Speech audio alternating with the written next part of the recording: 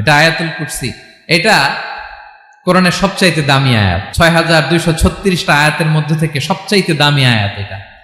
আযম আয়া ফিল কোরআনিল কারীম, আল্লাহর কোরআনের সবচাইতে দামি আয়াত, the greatest verse in the Quran.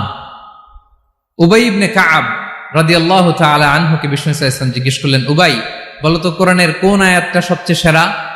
উবাই জানেন, তারপরে বললেন আল্লাহু ওয়া রাসূলুহু আ'লাম, আল্লাহ আল্লাহ রাসূল ভালো জানেন। দেখেন কত বিনয়ী ছিলেন সাহাবারা, জেনে উত্তর দিতে চাইতেন না, ভাবতেন না জানি বিশ্বনবী নতুন কিছু আমাদেরকে জানায়।